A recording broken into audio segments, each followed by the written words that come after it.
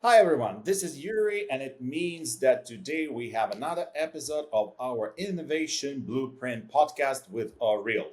And today, guys, we're glad to introduce you to our new guest. Her name is Kenia, and Kenia is a co founder of one of the most grateful and interesting companies that we deal lately. And I'm not going to tell a lot about her company, because she got to do this for herself. But first of all, Kenia, say hello to our listeners. Hello, and thank you so much for having me today. Yeah, that's our pleasure to have you as a guest. Thank you for finding the time in your tough schedule. We appreciate it. And I promise that's not going to take a lot of time. We're just going to cover some interesting topic for us and for our listeners. And we want to hear a little bit more about the company, about the services you provide, about the technologies they guys use. And actually, that's the main questions that I'm going to have. However, let's start from the introduction. Kenia is a co founder of Equity Angels. And I'm going to stop on that and allow Kenia to tell us a little bit more about your company. How did you become a co-founder of this company? What pushed you to make this decision, and what kind of services do you guys provide? Sure. Well, thank you so much. And again, it's a pleasure to be here today and grateful that we've had the opportunity to meet with you and so many others from your organization. Equity Angels is a social impact organization that my co founder and I, Catherine Winston, founded exactly a year ago this month. We started Oh, Equity Angels. congrats. Thank you. We were just coming off of our anniversary right now of 1 year. We actually announced the launch of this organization at the Inman News Conference in New York just last year. So we're grateful that in a short period of time, we've been able to make some waves and make some connections within the industry. But you had asked, why Equity Angels? What's it about? Well, we started Equity Angels because we noticed that many talented founders from diverse backgrounds weren't getting the same access to early stage capital and support networks. My co founder and I were called to speak at different conferences about the diversity, equity, and inclusion piece when it came to the PropTech space. And we noticed that year after year, the numbers of increasing diversity, and when we talk about diversity, it's not just race and ethnicity, there's several dimensions to diversity. It's gender, it's age and ageism, its ability, and so on. So what's interesting is we saw those numbers weren't changing. And so we decided, you know what? Every year we come back to this conference and speak, the numbers haven't changed. It's our time to finally do something to make the change that we want to see in the industry. So we want to make sure that no one was left out. And when we say no one left out, we're talking about underrepresented and underestimated startup founders who have great ideas to really change the industry and drive change and continued innovation. But sometimes there were just opportunities where they didn't have the built in networks. So we built Equity Angels to change that. So we could create pathways to funding, to mentorship, and to resources. And the word equity really has two meanings to us. We're focused on fair access and helping founders build ownership in their companies. Okay, thank you for the answer. And the question straight away. You said that you guys supporting underrepresented startups. How do you guys decide which startup is underrepresented and which idea is worth your attention, and which company, which startup do you have to support? It's a great question. When we look at participants for our Catalyst program, the requirement is that one, that their product and their company is involved in the prop tech space or fintech space, because that's really an area that we're comfortable with and it's our background. Being in the real estate industry for a little over 20 years, myself and my partner are very comfortable and understand the space. So we want to make sure that we had an initiative that was in a space that we knew very well. The reason that we selected prop tech and fintech is because the real estate industry is going through a lot of changes, with innovation really leading the way that we conduct business, through residential, through commercial, but understanding that technology will continue to have an impact. So when we talk about underrepresented and underestimated founders, that can be almost anyone. Right? That just doesn't have access to community, to capital, to the right networks.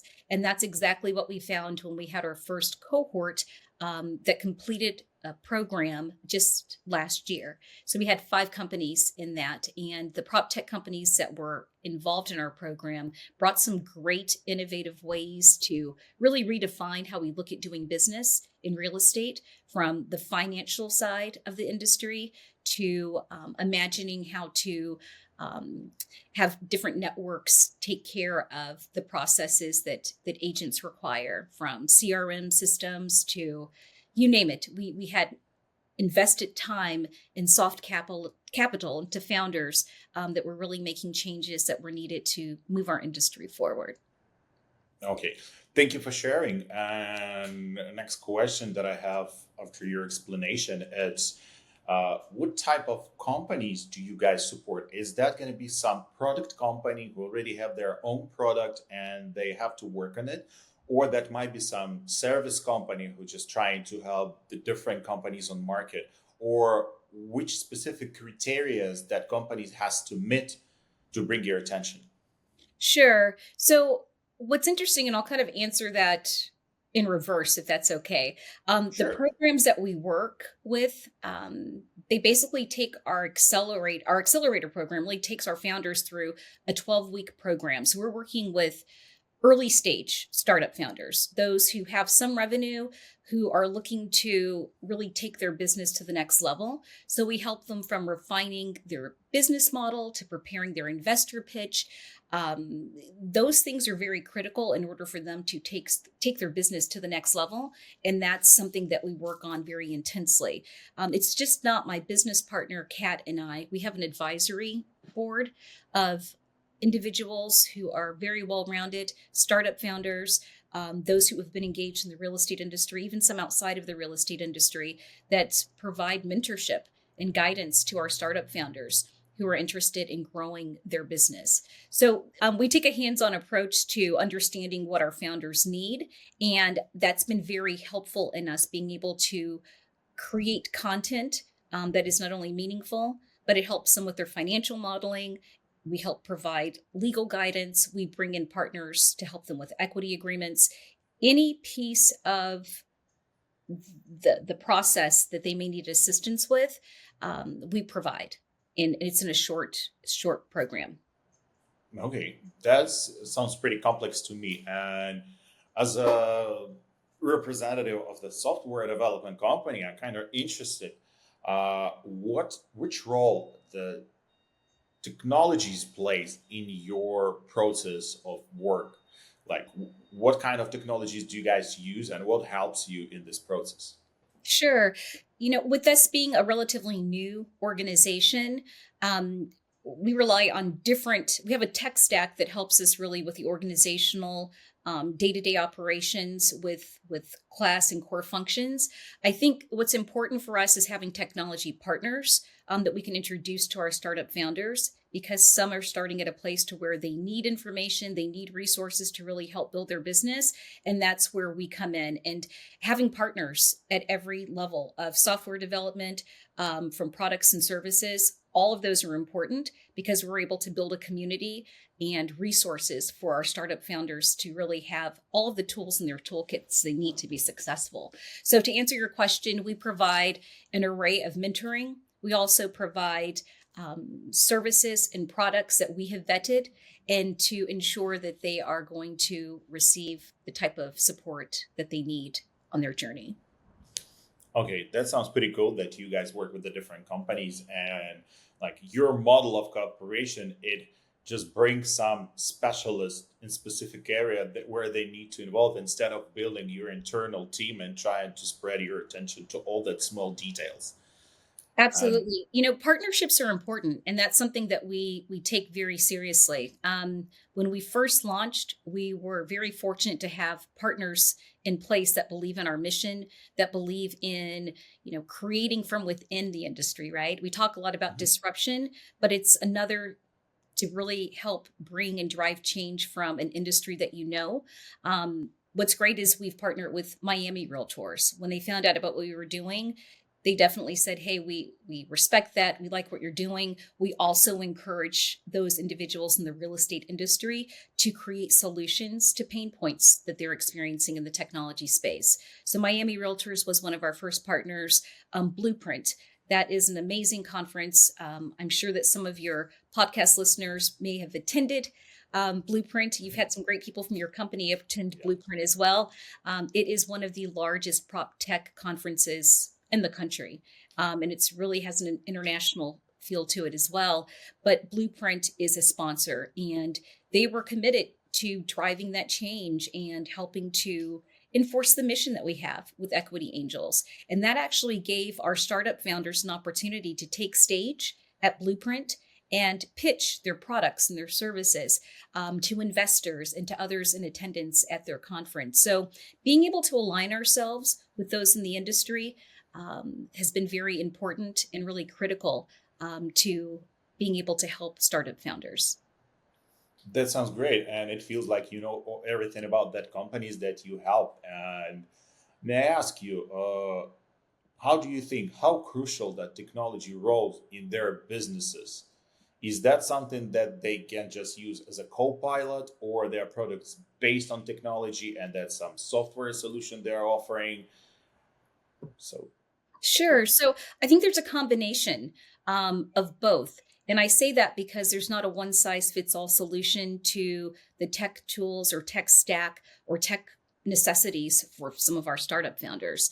It really just depends. I'll use some examples. We have one company, Maverick Systems, that was one of our first one of our first startup companies in our Catalyst program, and they rely on heavy data integration. So, you know, the needs that Diana and her team have with Maverick may be different from a company that we worked with called Billions, that's more of a CRM, right? So I think that the needs are pretty diverse depending on the company. Again, we had some amazing founders with products and ideas that are really poised to change the way that we do business. And we've had some success stories with one of our companies, with several companies, excuse me. And so their success stories and their ability to scale based on the technology they use really just differs and depends on their specific business model. So there's not a What's interesting is, and you can relate to this in the role that you have with your organization, there's not a one size fits all solution, but there is a solution that would make sense within the tech space for all of the companies that we work with. And again, that's why we love and engage with partners, because we can expose our startup founders to their technologies, to their services. And we have matched quite a few of our startup founders to some of the individuals that we've brought into our cohort classes, right? So when we have our sessions and it's an opportunity to expose our startup founders to different products and technologies, sometimes they become a link and they end up working together. So it's really just building a community. And I think that's what's really important about what we're doing is we're building a community, one for the startup founders, two for the advisors and the partners that we have, similar to what you all do with your organization. It really comes to community, right? Building community, a community of trust, because people like to work with people they know, they trust, they like.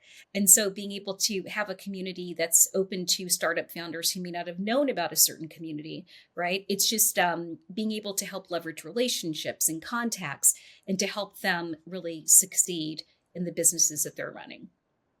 Yeah, definitely. Thank you for sharing first. And I totally agree that connections is the key, and networking is very important nowadays, even in this technology time. It is very, very important to have a lot of connections with the different people in this area. And you mentioned about some technical solution that can be useful for all the companies, or maybe some specific custom developed solution for separate company. But if, let's say, you would have ability to build some, let's say, dream software solution, I don't know how we call this, some program that will help you to run your business and have some specific functionality, what kind of solution that's going to be? Wow, that's a great question, but That's a tough question, because it's multifaceted. I think with us, and I'll answer your question in just a moment. I think that with AI and the role that that's taking right now, it's definitely taking away some of um, the mundane work Mhm. that has been challenging for small business owners and for startup founders. So I think that that's been a tool that's been very effective from the standpoint of being able to be more creative. Of course, you are feeding information into that LLM, right? Yes. So, understanding how to use that technology is going to be more important today than ever before. But I want to circle back to something you said just a moment ago. No matter how much technology we have, no matter how many innovations that are available to us, nothing will replace the relationship. And I know that you and I have spoken about this before, but keeping people first and understanding that it really does come down to community.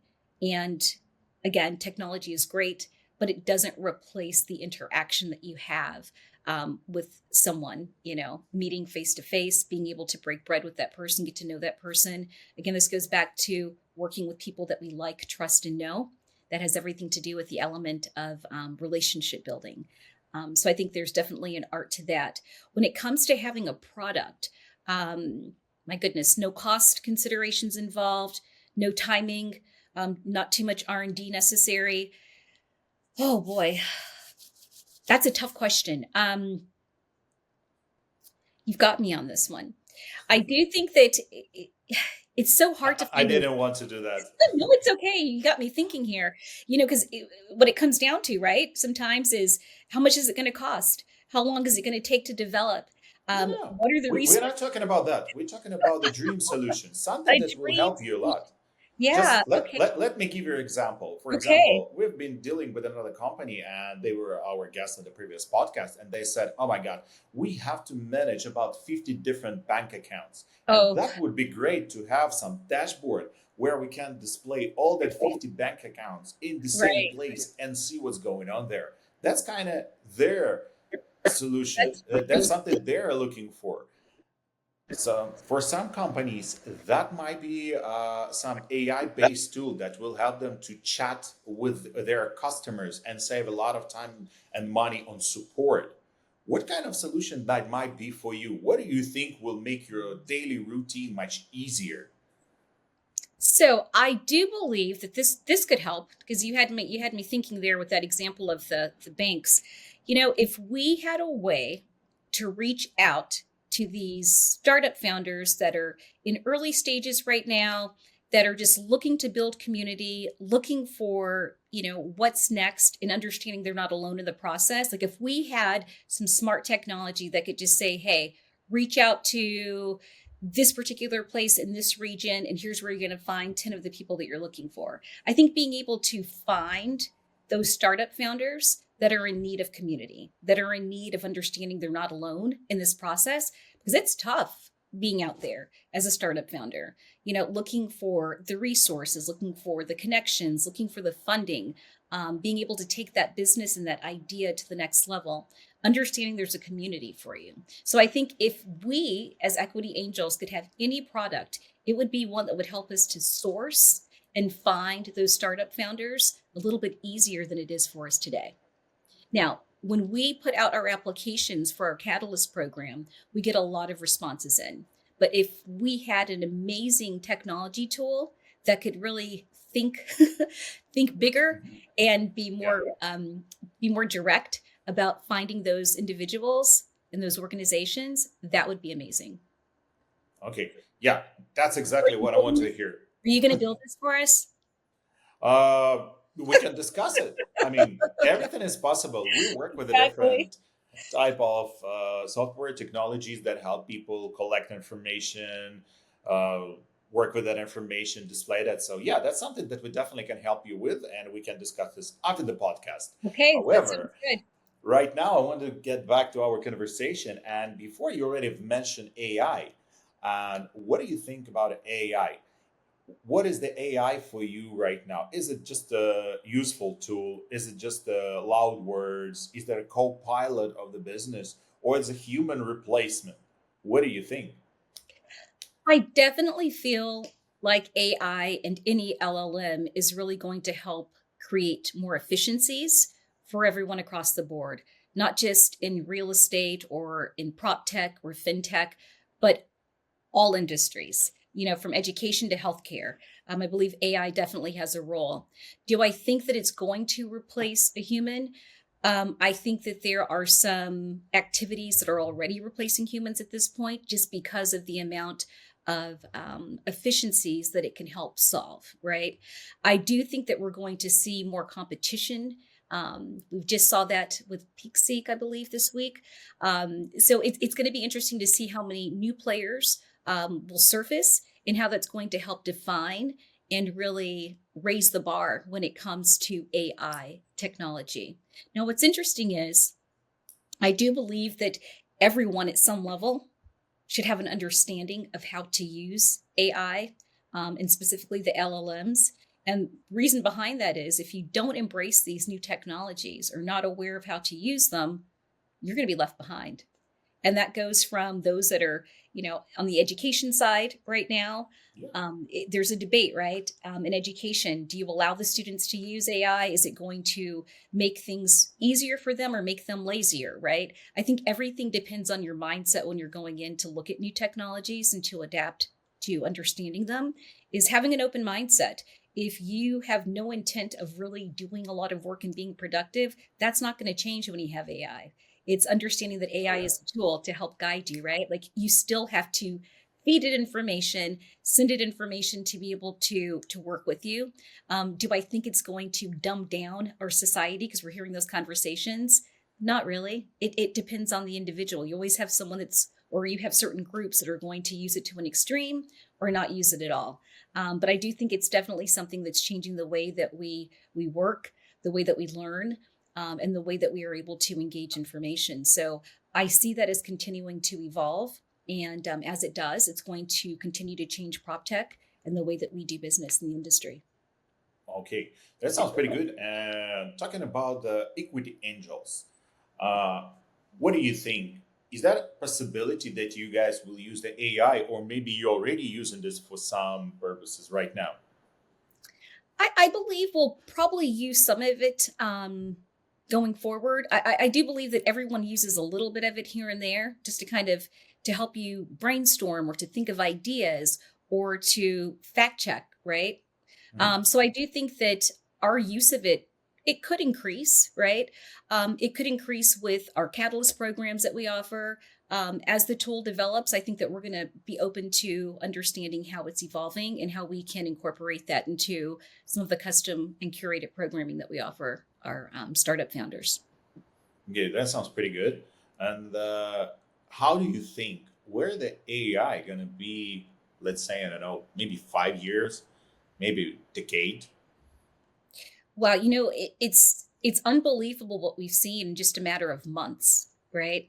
Oh yeah. With how the changes are happening so fast. So what I hope for in the future is just a better ability to understand and grasp. I think that we're like in the early stage, right, of of AI for the consumer. Of course, AI has been around for a long time, but for us as consumers who are absorbing and being able to have access to it today, I think it's just going to be better. I think it's going to be more integrated into the tools that we use and probably more integrated into our daily lives than we know. But I believe that's what the future holds for us when it comes to AI. And I'm hoping that AI will definitely help transform some of the startup founders' ideas and growth as they build and continue to innovate and change the industry that we love. Okay, sounds pretty positive. Because some people compared it with the Skynet from Terminator, and they have not so bright vision of the future with the AI. But we're gonna keep it for another conversation. And Well, there's talking, always two sides of a coin, right? I yeah, think there's taking the proactive and the positive spin for good, but like anything else, you can use AI for good and you can use it for bad. It depends on how you're wired and what your motivations are. Our motivations at Equity Angels, of course, are for helping to advance the industry and to be more efficient. But you're absolutely right. There's the end that it could be a little more destructive than it could be positive. So you're right. I'm looking at this with the lens of good. Okay, that sounds good. And talking about not just the bright future for AI, but what about the bright future of equity angels? You guys pretty young. So as you said, you just launched last year. You just growing rapidly. And what's the what's the plan for you folks for the nearest time? Are there any excited, I don't know, projects that you guys want to work on, or maybe some new implementations that you're willing to share with us today? Sure. So that's a really good question. We are definitely interested in continuing a path that's been pretty positive year to date, with helping again underserved and underrepresented founders with access to capital, community, education, and with us really honing in on those soft skills and soft capital, to really help them excel. We also offer an executive placement program, and that executive placement program really matches startups with leaders who can bring technical skills and a commitment to building inclusive companies. When you start off, sometimes you don't have access to capital to bring on a full team. So we offer fractional executives as part of our executive placement program. And that actually helps startup founders get the expertise and the experience of individuals who have knowledge to share without really committing to a long-term commitment of having someone in the C-suite early on. The other item that we'd like to focus on in the future, of course, is being able to increase the number of startups that go through our accelerator program. We're interested in building more partnerships with organizations and really providing those technical resources and opportunities to our startup founders and helping them grow their network and help them understand the value of what they bring and helping others understand the value of backing diverse founders. It's said that working with diverse groups, and it's been noted that it's not only profitable, it increases the bottom line, but at the end of the day, it's the right thing to do. Having diversity of thought, diversity of perspective just really helps to change not only the thought process, but the landscape, but it brings a different richness to conversations, and it helps to really understand the consumers that you're also serving. Okay.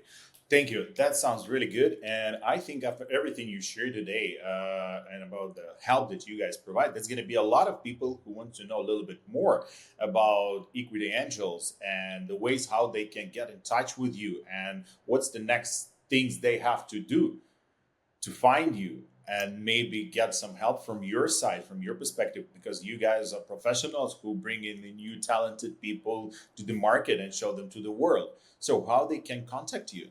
Oh, thank you. I appreciate that. What we're doing is really giving back to an industry that's been so great to us over the years and to really help the next generation and help the next evolution of the industry as it advances with innovation. So that's what we're giving back through Equity Angels. If anyone's interested in reaching out to us, they can find us on LinkedIn. We have an Equity Angels page there. And then we also have a website, and it's equityangels-.com. So we'd love to hear from you. We also have an advisory board. We have mentors. It takes a village, right, to really bring this type of social impact to life. And so we always look for individuals who are interested in either giving back, sharing some information that they've learned along the way with others. We welcome the support of having mentors and partnerships. And this year we're actually working with strategic partners who have an interest in having access to startup founders in early stages, because sometimes their business models may coincide and it's a good synergy. So we are working with a very select group of strategic partners this year to help elevate what we're doing with Equity Angels and better position our startup founders for success. Okay, that sounds absolutely amazing. And just in case, if let's say these people will decide to meet you somewhere in person, you already said that you attended the Blueprint conference last year. Actually, that's the place where you've met our team members, and we're gonna attend the Blueprint this year too. Oh, I hope you're also gonna be there. we will So, be there. are there any other conference that you go in this year where people can talk to you? Sure. We're still deciding on where we will be this year, but we definitely support the Inman Connect conferences. It's a great way of meeting with other industry professionals. They just had their flagship conference in New York, but they have several conferences throughout the year. So we love to support Inman. Blueprint, again, is just one of the most amazing conferences that we participate in, and it brings together so many in the built world. So lots of great opportunities there. And we also support the National Association of Realtors IOI Summit. That has been a great way for us to work with others in the PropTech space and to help really support the National Association of Realtors innovation side of ensuring that real estate practitioners and realtors have access to innovation and technology. And they have some amazing programs that really help support, again, this innovation from within the industry. And it's made a huge difference. Okay. That sounds great, and I hope I'm going to meet you at some of that conferences. Most likely, there's going to be a blueprint. If I'm not mistaken, that's somewhere in September this year, but I'm not really sure because we're going to a lot of them, and definitely going to meet you there. So, Kenny, it feels like we're running out of time, and actually, I went through all the questions that I had to you, and I appreciate your time. Thank you for finding this time for us in your tough schedule, as I said before. And if you want to say something for our listeners in the end, some final statement, that's the time. Okay. Well, thank you for allowing us to be here to discuss what we're doing with Equity Angels. We appreciate having partners like you who understand the importance of supporting startup founders and being a part of the change that we want to see with innovation, technology, and being able to really advance the real estate industry. So we're grateful for you for this time. And we're grateful for those individuals who've been supporting Equity Angels over the past year. We look forward to your continued support this year and look forward to introducing a new cohort of startup founders this year. All right. Thank you so much for that warm words. And for our listeners, guys, today that was another amazing guest in our podcast studio, Kenia. And she's a co-founder of Equity Angels. We're glad to have her here. And I wish you all the best. And I'll see you at our next episode next time. Thank you, everybody. And ciao for now. Thank you.